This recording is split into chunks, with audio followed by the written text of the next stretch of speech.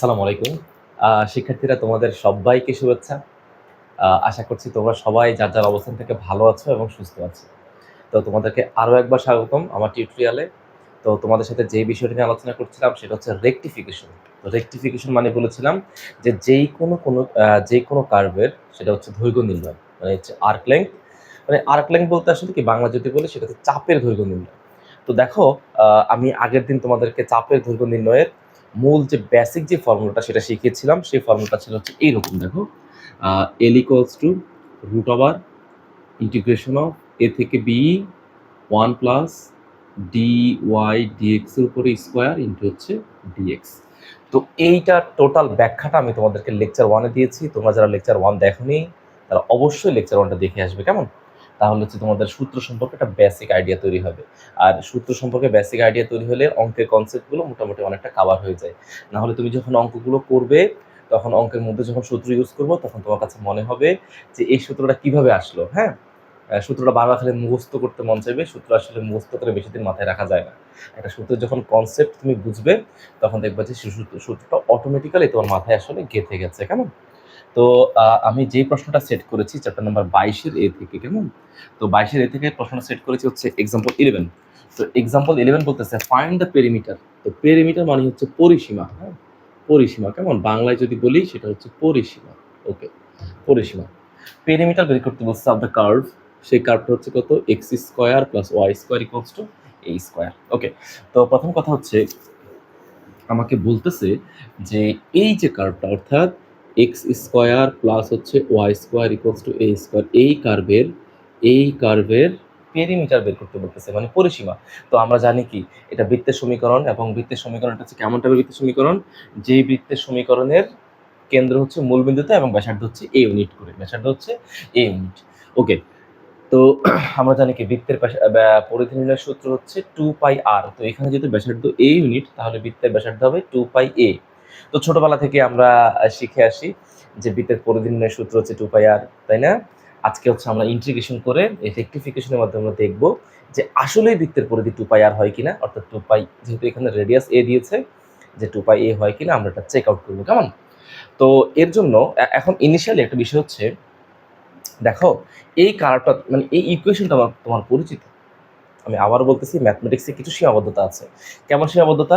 ধরো এই ইকুয়েশনটা তোমার পরিচিত, তাই তুমি বুঝে গেছো যে এটা হচ্ছে ইন্টারমিডিয়েট তুমি পড়েছো, এটা হচ্ছে বৃত্তের সমীকরণ। তো এই সমীকরণটা দেখে তুমি বুঝতেছো এটা বৃত্ত হবে। কিন্তু এই সমীকরণটা যদি তোমার নোন সমীকরণ না হয়ে আননোন সমীকরণ হতো, যে এটার কার্ভটা কেমন তুমি জানোই না, এটা তুমি জানোই না, তখন তুমি ইন্টিগ্রেট করার জন্য তোমাকে আসলে দেখতে হবে এটা সিমেট্রিক টেস্ট করতে হবে, যে সেটা আসলে কোন এক্সিসের রেসপেক্টে সিমেট্রিক। সেটা কি এক্স অক্ষের রেসপেক্টে সিমেট্রিক, নাকি ওয়াই অক্ষের রেসপেক্টে সিমেট্রিক, নাকি অরিজিনাল রেসপেক্টে সিমেট্রিক, নাকি হচ্ছে y equals to m x এর রেসপেক্টে সিমেট্রিক। কারণ সিমেট্রিসিটি না জানলে তুমি বুঝবে না যে সে আসলে কোন সাইডে কতটুকু এলাকা দখল করেছে। ক্লিয়ার? দেখো অনেকগুলো সিমেট্রিকের টেস্ট আছে। আমি যখন চ্যাপ্টার 21 এ সম্ভবত করিয়েছিলাম যে এরিয়া কার্টেসিয়ান কোঅর্ডিনেট, ওটা ভালো করে দেখবে, ওখানে আমি লেকচারগুলোতে সব ডিটেলস ব্যাখ্যা করে দিয়েছি। তো এখানে আমি এই অঙ্কের রেসপেক্টে একটা সিমেট্রিক টেস্ট করে তোমাদেরকে বুঝাচ্ছি। একটা কথা সবসময় মনে রাখবে যে কোনো অঙ্কের মধ্যে যে এক্স এর পরিবর্তে তুমি যদি এক্স এর পরিবর্তে মাইনাস এক্স, আমি এখানে লিখে লিখে দেখাচ্ছি, এক্স এর পরিবর্তে তুমি যদি মাইনাস এক্স আর ওয়াই এর পরিবর্তে তুমি যদি মাইনাস ওয়াই বসাও এবং ইকুয়েশন যদি রিমেন আনচেঞ্জ থাকে, ইকুয়েশন আমি লিখে দেখাচ্ছি এখানে, equation remain unchanged, remain unchanged,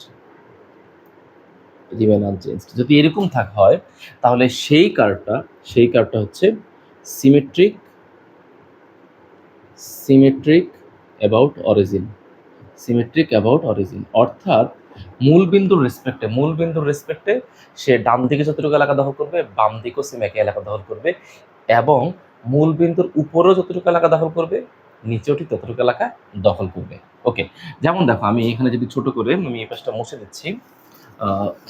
দেখো ধরো আমি এখানে বৃত্তটা ড্র করলাম, কেমন? এভাবে চিন্তা করো, এটা হচ্ছে আমাদের গ্রাফ পেপার। তো স্বাভাবিকভাবেই এটা আমাদের বৃত্ত, কেমন? তো এই বৃত্ত, এই যে বৃত্তটা ড্র করলাম, একটা কম বেশি এদিক সেদিক হয়েছে হয়তো বা, ওটা আসলে তোরা দেখার বিষয় না।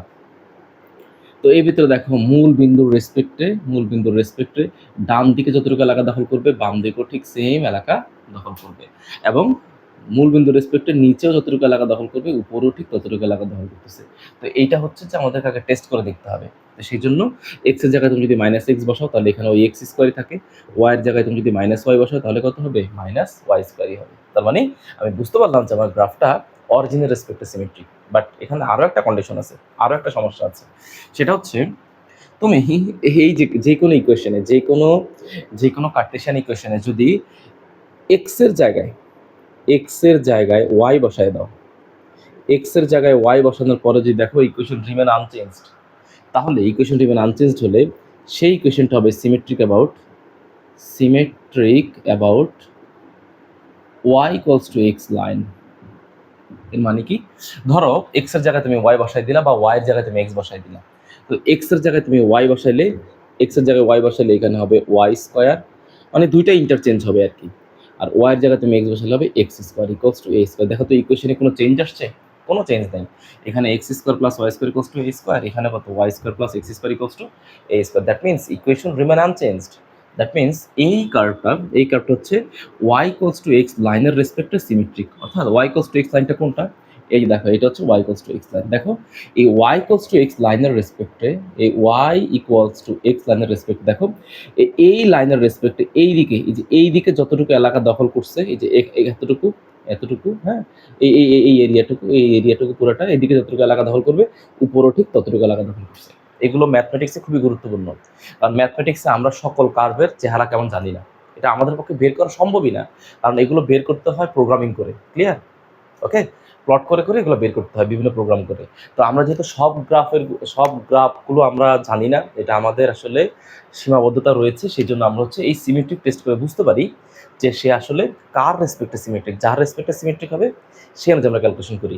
তো x square plus Y square equals to A square হচ্ছে এমন একটা ইকুয়েশন, সে মূল বিন্দু অর্থাৎ অরিজিনের রেসপেক্টে সিমেট্রিক। অরিজিনের রেসপেক্টে সিমেট্রিক মানে একটু বলেছি, অরিজিনের রেসপেক্টে সিমেট্রিক মানে হচ্ছে সে এক্স এক্সিস, এটা হচ্ছে আমাদের এক্স এক্সিস, আমি লিখে দিচ্ছি এটা এক্স, এটা অরিজিন, এটা এক্স প্রাইম, এটা ওয়াই, ওয়াই প্রাইম। অরিজিনের রেসপেক্টে সে ডান দিকে যতটুকু এলাকা দখল করতেছে বাম দিকেও সেম, অরিজিনের রেসপেক্টে উপরে যতটুকু দখল করতেছে নিচেও ঠিক ততটুকু দখল করতেছে। ইভেন সে হচ্ছে ওয়াই ইকুয়ালস টু এক্স রেখার রেসপেক্টেও একই এলাকা, মানে ওয়াই ইকুয়াল টু এক্স রেসপেক্টের ইকুয়েশনের রেসপেক্টেও এই দিকে যতটুকু দখল করতেছে উপর দিক থেকেও ঠিক ততটুকুই দখল করতেছে। ক্লিয়ার? তো এই হচ্ছে কথাগুলো প্রথমে আমাদেরকে ইনিশিয়ালি লিখে নিতে হবে। তো এগুলো সম্ভবত বইয়ের মধ্যে লিখিনি, কিন্তু এগুলো লিখতে হবে। হ্যাঁ, পরীক্ষা খাতায় যখন আসবে পরীক্ষায় তখন আসলে এগুলো সব কিছু লিখতে হবে। হ্যাঁ, ওকে। তো আমি মুছে দিচ্ছি, পরে আমি সব কিছু বের করে দেখাচ্ছি একটা একটা করে। আমার মূল ইকুয়েশনটা হচ্ছে এক্স স্কোয়ার প্লাস হচ্ছে y square equals to A square, এটা হচ্ছে আমাদের ইকুয়েশন। তো আমি এটাকে 1 নম্বর ইকুয়েশন ধরে নিলাম। তো আমি গুছিয়ে লিখে দিচ্ছি, তোমরা এইভাবে নোট করে নিবে, কেমন? তো প্রথমে লিখবে যে if we replace x and y by minus x and minus y, then the given equation remain unchanged. Given equation এর কোনো কি হয় না, পরিবর্তন হয় না। So hence we can write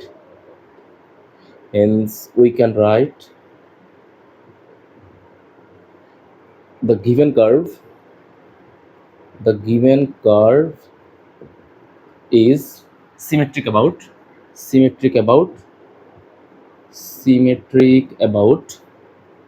initial line. Symmetric about initial line না, তো symmetric about origin. যদি পোলার কার্ভ হতো তাহলে বলতাম পোল। হ্যাঁ, সিমেট্রিক অ্যাবাউট অরিজিন। ওকে, এতটুকু আমার লিখতে হবে। এখন প্রশ্ন হচ্ছে আমি এইটা লিখবো কিনা যে ওয়াই ইকুয়ালস টু এক্স এর রেসপেক্টে সিমেট্রিক কিনা। অ্যাকচুয়ালি যে কোনো একটা রেসপেক্টে সিমেট্রিক হলে চলে, যেহেতু এইটা এমন একটা একটু ডিফারেন্ট টাইপের কার্ভ, এটা আসলে দুইটা কন্ডিশনই ফিল আপ করে, বাট দুইটার আমার দরকার না, আমার একটা হলে চলবে। অথবা তুমি এটা লিখতে পারতা যে ইফ উই রিপ্লেস মানে এক্স এর পজিশনে তুমি ওয়াই আর ওয়াই পজিশনে তুমি ওয়াই এক্স লিখলা, তারপর যদি ইকুয়েশন রিমেন আনচেঞ্জড হয় তুমি লিখতে পারতা যে so we can write the given curve is symmetric about y equals to x line. তো আমার দুইটা দরকার নেই, আমি একটা দিয়ে আমার কাজ চালিয়ে নিতে পারবো। তো এটা মুছে দিচ্ছি, জাস্ট ওই কথাগুলো বলছিলাম তোমাদেরকে বোঝানোর রেসপেক্টে। হ্যাঁ, এগুলো লাগবে না। ওকে, তো এগুলো সবগুলো মুছে দিচ্ছি। এগুলো কথাগুলো তোমার পরীক্ষা খাতায় লিখে নিবে। পরীক্ষা খাতায় না লিখলে কিন্তু মার্ক কম পাবে, হ্যাঁ? ওকে, আমরা যখন ইঞ্জিনিয়ারিং কলেজগুলো খাতা কাটি তখন আমাদের কাছে এরকম প্রশ্ন, এইগুলো প্রশ্ন আমাদের ইঞ্জিনিয়ারিং কলেজে খুব আসে, অনার্সে হয়তো বা আসে। তো ইঞ্জিনিয়ারিং কলেজের খাতাগুলো যখন আমি দেখি এরকম তথ্য মিস পেলে তখন আমরা কি করবো আর, ফুল মার্ক থাকলে একটু কম কম দেওয়া লাগে আর কি। আচ্ছা, তো এখানে এখানে হচ্ছে বিষয়টা হচ্ছে এরকম, ধরো এই জায়গাতে আমি ধরো আমি এই কার্ভটুকু, আচ্ছা একটা কাজ চিন্তা করো যে এই যে কার্ভটা আছে, এই কার্ভটা যখন এক্স অক্ষকে যখন এটা যখন ছেদ করে, একটা কার্ভ যখন একটা জিনিস, যে কোনো কার্ভ যখন এক্স অক্ষকে ছেদ করবে তাহলে সেখানে কার মানটা জিরো হবে, অবশ্যই ওয়াইয়ের মানটা জিরো হবে। তার মানে এই কার্ভটা যখন অক্ষের সাথে যখন মিট করবে তখন এখানে কার মানটা জিরো হবে, ওয়াইয়ের মানটা জিরো হবে। তো আমি এটা কোঅর্ডিনেট বের করতেছি, আমি লিখবো যে when the curve meets with x axis, হ্যাঁ, কারণ এখানে উভয় অক্ষ বোঝাচ্ছে, x এর এই এক্সিস এবং এটা দুটো মিলে, দেন y ইকুয়ালস টু 0। সে যখন x অক্ষকে ছেদ করে তখন এই পয়েন্টগুলোতে কার মান শূন্য, y এর মান 0। তাহলে 1 হতে পাই, তুমি এখানে y এর মানটা 0 বসিয়ে দিলে কত হবে, x square equals two y square. তাহলে x এর ভ্যালু কত হবে, প্লাস মাইনাস। তো আমি লিখতে পারি hence the intersecting points are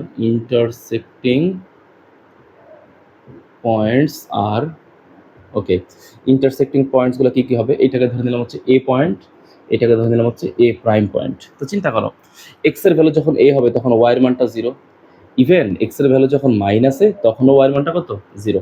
তো ধরে দিলাম এর মানটা হচ্ছে a,0, মানে এক্স এর মান যখন এ তখন ওয়াই এর মান 0, আর এ প্রাইম মান হচ্ছে -a,0। ক্লিয়ার?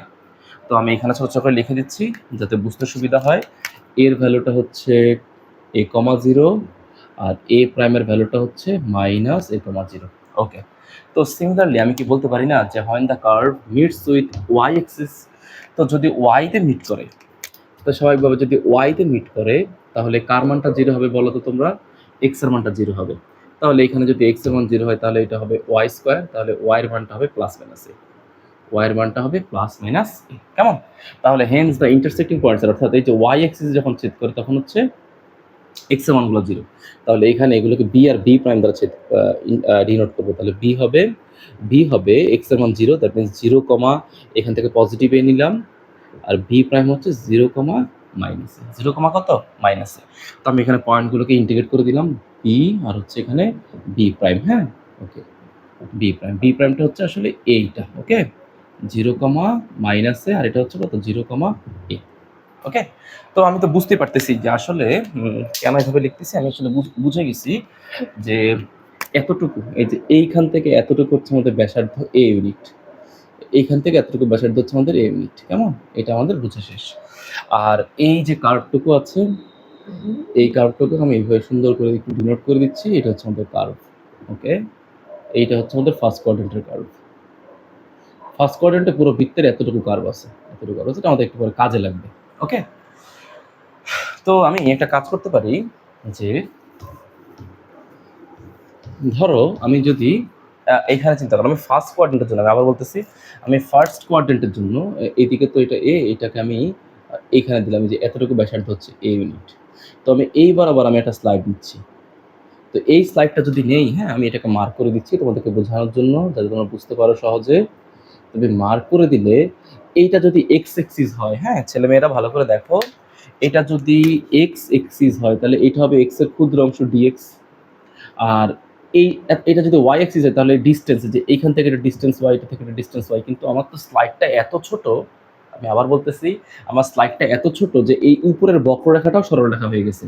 তাহলে টোটালটা দৈর্ঘ্য কতটুকু, টোটাল দৈর্ঘ্য হচ্ছে ওয়াই অংশ। দৈর্ঘ্য কতটুকু, দৈর্ঘ্য মানে দৈর্ঘ্য হচ্ছে ওয়াই আর প্রস্থ হচ্ছে ডিএক্স পরিমাণ। তাহলে এই যে দৈর্ঘ্যটুকু, এই দৈর্ঘ্য কিন্তু উপরের দিকে পজিটিভ দৈর্ঘ্য, এই দৈর্ঘ্যটুকু নিচের দিকে কি, নেগেটিভ দৈর্ঘ্য। তো দৈর্ঘ্যটা কোথেকে আসবে, দৈর্ঘ্যটা আসবে হচ্ছে কার্ভ থেকে আসবে। ওকে, তো আমি লিখতে পারি ফ্রম ওয়ান উই হ্যাভ, এখান থেকে আমি দৈর্ঘ্যটা বের করে ফেলতেছি। তো লিখলাম ফ্রম ওয়ান উই হ্যাভ,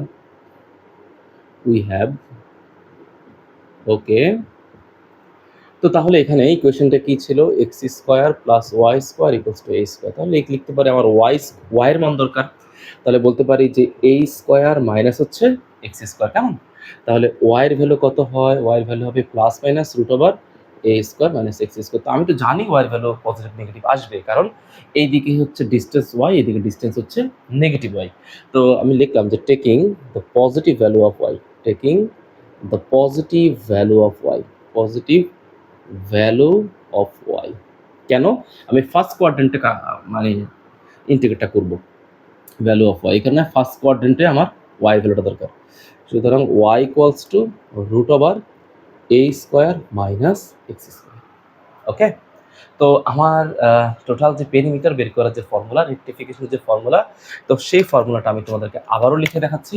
সেই ফর্মুলাটা ছিল হচ্ছে টোটাল ছিল হচ্ছে এল বা বড় হাতের এল, কোনো সমস্যা নাই।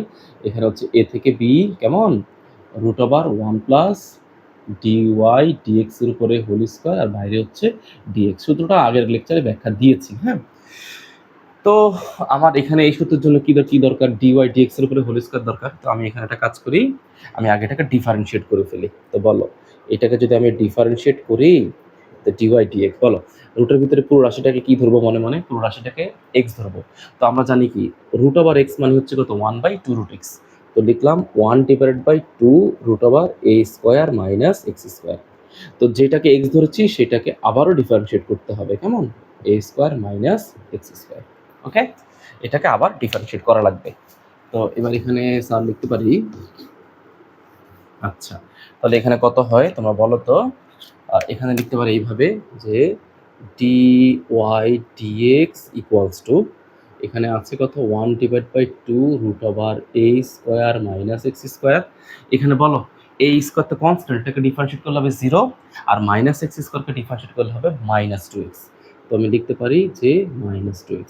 তো এখানে আলটিমেটলি কি হয় বলো তো, এই 2 এর সাথে 2টা কাটাকাটি চলে যাবে, কেমন? তাহলে এখানে কত হবে, এখানে লিখতে পারি যে d Y dx equals to, উপরে থাকবে হচ্ছে -x, এই মাইনাস আর এক্স, আর নিচে থাকবে হচ্ছে কত বলো তো, এ square minus x square. Okay, তো সূত্র বলতেছে আমার এখানে ডি ওয়াই ডিএক্স এর উপর হোল স্কোয়ার লাগবে। তো তুমিও ঠান্ডা মাথায় ডি ওয়াই ডিএক্স এর উপরে হোল স্কোয়ার করে ফেলো। তো করে ফেললে এখানে হবে এক্স স্কোয়ার, আর এখানে কত, A square minus x square. রুটার স্কোয়ারটা কাটাকাটি চলে যাবে, কেমন? এখন ফর্মুলা কি বলে, ফর্মুলা যা বলে তুমি তাই করবা। ফর্মুলা বলতেছে ডিওয়াই ডিএক্স এর উপরে হোল স্কোয়ার সাথে একটা 1 যোগ করতে। ফাইন, তুমি একটা 1 যোগ করে দাও দুই পাশে। তাহলে ডিওয়াই ডিএক্স এর উপরে whole square equals to 1 plus x square divided by A square minus x square, কেমন? তো তাহলে বলো তো ছেলে মেয়েরা, এখানে কেমন হবে, 1 plus dy dx whole square equals to A square minus x square. হ্যাঁ, এটার সাথে বাবা তুমি 1কে গুণ করে দাও, তাহলে কত হবে, A square minus x square plus হচ্ছে এক্স স্কোয়ার। ঠিক আছে, তো এবার এই এক্স স্কোয়ারটা আমরা কাটাকাটি করতে পারি। ওকে, তো কাটাকাটি করার পর এখানে পরের লাইনটা, এখানে কি হয়, এখানে আছে উপরে এ স্কোয়ার, এটাকে রাখলাম, নিচে হচ্ছে কত, A square minus x square. But formula বলতেছে 1 প্লাস ডিওয়াই ডিএক্স এর উপর হোল স্কোয়ার করার পরে তার উপর আবার রুট নিতে হবে, তার উপরে কি করতে হবে, রুট নিতে হবে।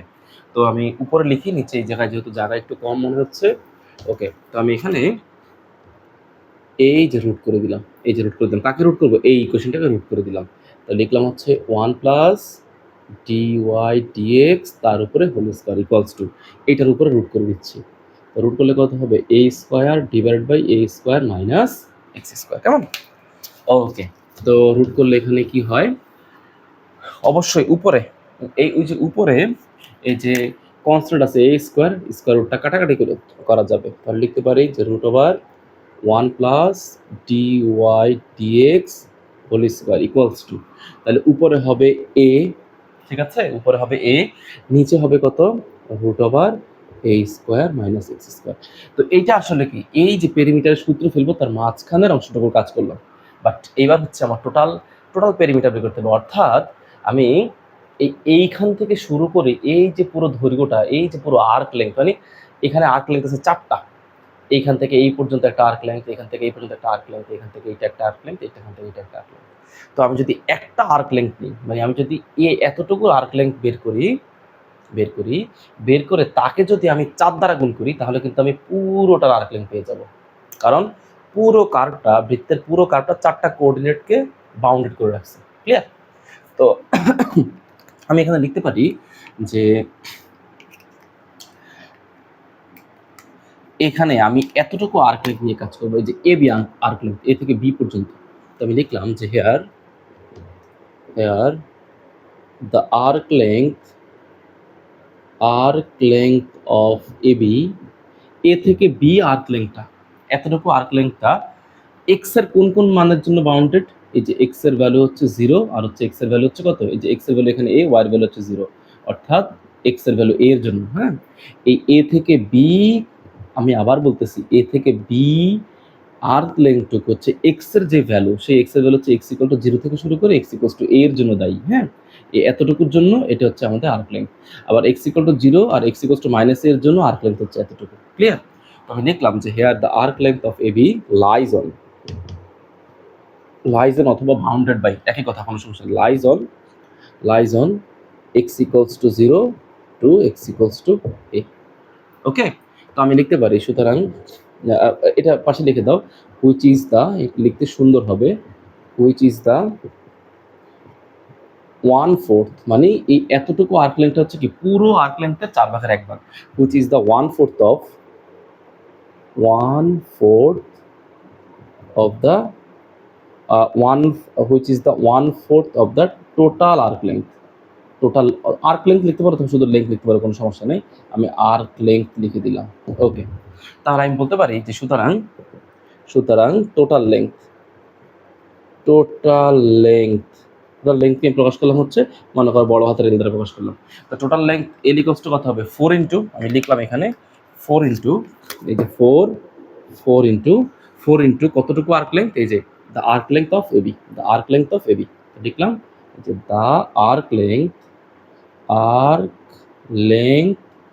অফ এবি, মানে এ থেকে বি এর যে আর্ক লেন্থ, তাকে 4 দ্বারা গুণ করলে টোটাল আর্ক লেন্থ পেয়ে যাবে। ওকে, তো আর্ক লেন্থ অফ এবি, এই আর্ক লেন্থ অফ এবি এর জন্য আমাকে অবশ্যই এই যে আর্ক লেন্থের সূত্র ইউজ করতে হবে এইটা। তো এই আর্ক লেন্থের সূত্রের মধ্যে আমার এখানে কত আছে? লোয়ার লিমিট হচ্ছে a, আপার লিমিট b। তো এখানে লোয়ার লিমিট x এর, যেহেতু x এর রেসপেক্টে ইন্টিগ্রেট, তাহলে x এর লোয়ার লিমিটে কত আছে বলো তো? 0, আর x এর আপার লিমিটটা এখানে কত আছে? a। বাকিটুকু তো সবই বের করেই রাখছি। ক্লিয়ার? এখন বসাই দিলে আমার আশা করি অ্যান্সার চলে আসার কথা। তো আমি হচ্ছে যে উপরে বসিয়ে দিচ্ছি সব কিছু। ওকে, তো এখানে আমি লিখতে পারি যে বড় হাতের a ইকুয়ালস টু 4 ইন্টু, হ্যাঁ, তো এখানে লিখলাম, তুমি আর্ক লেন্থ অফ এবি, তো তুমি এখানে আগে সূত্রটাই লিখো, কোনো সমস্যা নেই, সূত্রটাই লিখো। তো এ থেকে B √1 plus dy dx whole square into হচ্ছে dx। তাহলে 4 ইন্টু, বলো এখানে এর মানটা কত ছিল? মানে লোয়ার লিমিট হচ্ছে 0, আপার লিমিট হচ্ছে a, আর এই যে এতটুকু অংশ, কেমন, এই যে √, যে অংশটুকু, এই অংশটুকু মুছে ফেলছি, বাট আমার মনে আছে ভ্যালুটা হচ্ছে এইটা, উপরে হচ্ছে a, √, কত? a square minus x square, আর এখানে হচ্ছে কত বলো তো? dx। ওকে, তো তুমি এখানে 4 ইন্টু না দিয়ে শুধু 4 লেখো, কারণ 4 ইন্টু লিখলে ইন্টিগ্রেশন অঙ্কগুলো একটু রিস্ক লাগে, কারণ মনে হয় 4x। ক্লিয়ার? তো এখানে একটা কনস্ট্যান্ট পাচ্ছি, পিওর কনস্ট্যান্ট, সেই পিওর কনস্ট্যান্ট এখান থেকে বের করে দাও, সেটা হচ্ছে a। 4 এখানে বের করে দাও, তাহলে এখানে হচ্ছে 0 থেকে a, হ্যাঁ, dx ডিভাইড হচ্ছে √a স্কোয়ার মাইনাস হচ্ছে x square. Clear? a square minus হচ্ছে x স্কোয়ার। তো আমরা জানি যে ইন্টিগ্রেশন অফ, এটা একটা ইন্টিগ্রেশনের বেসিক প্রপার্টিস, যে integration of dx divide by √a square minus x square যখন হবে, তার সূত্র হচ্ছে sine inverse x by a। সূত্র হচ্ছে sine inverse x by a। তো এইটার মধ্যে আপার লিমিট, লোয়ার লিমিট বসাবো, আপার লিমিট আছে হচ্ছে a, লোয়ার লিমিট আছে হচ্ছে 0। কেমন? তাহলে 4a, এখানে সাইন ইনভার্স x এর ভ্যালু তুমি এখানে a বসিয়ে দাও, তাহলে a বাই a। ওকে, মানে বক্স রাখো, আপার লিমিটে minus sine inverse x by, তো x এর মান যদি 0 বসাই তাহলে ফলাফল হয়ে যাবে শুধু সাইন ইনভার্স 0, আর সাইন ইনভার্স 0 মান হচ্ছে 0। তাহলে আমি এখানে বলতে পারি কত, যে sir 4a into sign inverse 1, আর এটা তো 0 হয়ে গেছে। তো সাইন ইনভার্স 1 এর মান আমরা জানি কত? সাইন ইনভার্স 1 এর মান হচ্ছে 90 ডিগ্রি। কেমন? তুমি চাইলে ভেঙে লিখতে পারো যে 4a সাইন ইনভার্স দেখে এটা 1 এর জায়গায় লিখতে পারো sin π/2, তারপরে সাইন আর সাইন ইনভার্স অপারেশন কাটাকাটি করে যাবে, ভ্যালু হবে π/2, বাট দরকার নেই, আমরা জানি সাইন ইনভার্স 1 এর ভ্যালু সরাসরি হচ্ছে π/2। তাহলে আমি এখানে লিখলাম এখানে π/2, তাহলে ভ্যালু কত হবে? ভ্যালু হবে হচ্ছে 2π r। এই যে 2 দিয়ে 4 এর কাটাকাটি করলে হবে 2π, আর বলতে এখানে আছে হচ্ছে r। তো তো এখানে আরটা আসলে কি, আরটা হচ্ছে আমাদের রেডিয়াস, এই বৃত্তের রেডিয়াস। কেমন? আচ্ছা, তো তোমাদের সাথে আরো একটা বিষয় নিয়ে আলোচনা, যেটা আমাদের অঙ্ক হয়ে গেছে, আমাদের পেরিমিটার বের করে ফেলছি, পুরো বৃত্তের পরিধি আমরা বের করে ফেলছি, যেটা ছোটবেলা থেকে আমরা দেখতাম যে মুখস্থ করতাম বৃত্তের পরিধি বা পরিসীমা কত, সেটা হচ্ছে 2πr, এটা আজকে আমি ইন্টিগ্রেট করে বের করে ফেললাম। বাট আমি এই ইন্টিগ্রেশনটা নিয়ে তোমাদের সাথে একটু আলোচনা করতে চাই। তোমরা অনেকেই আসলে জানো না যে integration of dx by root over A square minus x square equals to sine inverse x by এটা কিভাবে হইলো। হ্যাঁ, তো আমি এটার একটা শর্টকাট ব্যাখ্যা দিচ্ছি, তোমাদের হয়তো বা ইন্টিগ্রেশন করার সময় কাজে লাগতে পারে। ওকে, দেখো বিষয়টা আসলে এরকম যে ইন্টিগ্রেশনের সূত্রগুলো আসছে সব ডিফারেন্সিয়েশন থেকে। যেমন ধরো আমি এখানে লিখতে পারি যে DDX of sine inverse X. তো সাইন ইনভার্স এক্স এর সূত্র হচ্ছে 1 divide by root over 1 minus x square. Clear? 1 minus x square. Okay, তো তুমি যদি দুই পাশে ইন্টিগ্রেশন দাও তাহলে এইটা এটা কাটাকাটি চলে যাবে, কারণ আমরা জানি ইন্টিগ্রেশন আর ডিফারেন্সিয়েট একটা উল্টা, আর এই ডিএক্সটা চলে আসবে এইখানে। তাহলে আমি বলতে পারি যে DX divide by root over 1 minus X স্কোয়ারের ভ্যালু হচ্ছে sine inverse X, sine inverse X. Okay, তো এই সূত্রটা হচ্ছে আমরা ফলানোর চেষ্টা করবো। এই যে এইটাকে হচ্ছে আমরা বেসিক সূত্র মানবো, যে DX divide by root over 1 minus x square equals to হচ্ছে sine inverse x plus C, দিয়ে রাখো, সমস্যা নেই। তো এইটাকে হচ্ছে আমরা বেসিক ফর্মুলা মেনে অঙ্কটা করার চেষ্টা করবো। তো তাহলে আমার ইন্টিগ্রেশনটা ছিল কত, এই যে এখান থেকে লিখতেছি, কেমন? দেখো, integration of dx divide by root over A square minus x square. কেমন? আচ্ছা, তাহলে এইটাকে আমি এভাবে লিখতে পারি না যে ডিএক্স, যেহেতু এখানে ডিএক্স এর পরে রুটের পিরিয়ড কত ছিল, এটা 1 ছিল, তুমি এখানে 1 বানাও, তাহলে এখানে এ স্কোয়ার কমন গেলে কত হবে, 1 মাইনাস এক্স স্কোয়ার বাই হচ্ছে এ স্কোয়ার। ক্লিয়ার? তো তাহলে এখানে কত হয়, ওকে রেখে দিলাম। তো এইটাকে আমি আবার এইভাবে লিখতে পারি, রুট ওভার এ স্কোয়ার, তো এটা বাইরে নিয়ে আসো, তাহলে 1 বাই এ স্কোয়ার কাটাকাটি যাবে, তাহলে উপরে হচ্ছে ডিএক্স, নিচে হচ্ছে কত, root over 1 minus X by A whole square, 1 minus X by A whole square. Okay, তো আমি এই পাশটা মুছে দিচ্ছি, আমি এখানে লিখতেছি, দেখো এই লাইনের পরে এই লাইন লিখতেছি। তো এখানে হচ্ছে এই হচ্ছে 1 বাই এ, এটা রাখলাম। তো এখানে বলো, এখানে ডি এর পরে এক্স আছে, এক্স বলতে আসলে কত, এক্স বলতে আসলে হচ্ছে এক্স বাই এ, তাহলে এটা এখানে আবার উঠায় লিখতে হবে। তো ডিফারেন্সিয়েট অফ এক্সটা রাখা যাবে না, এক্স এর মধ্যে লিখতে হবে এক্স বাই এ। কারণ কি, কারণ আগের সূত্রে এখানে যে এক্স ছিল এখানে ছিল সেম এক্স, বাট এখানে এক্স বলতে কত আছে, এখানে এক্স বলতে আছে এক্স বাই এ, তাহলে লিখতে হবে এক্স বাই এ। তো এখন বলো তুমি কত বেশি লিখে ফেলছো, হিসাব করে দেখো, ডি দিয়ে তুমি যদি এক্স রে গুণ করো, মনে করো ডি এক্স হইলো, তাহলে তুমি কত বেশি লিখছো, 1 বাই বেশি লিখছো না, তাই এটা সামনে দিয়ে ব্যালেন্স করলাম।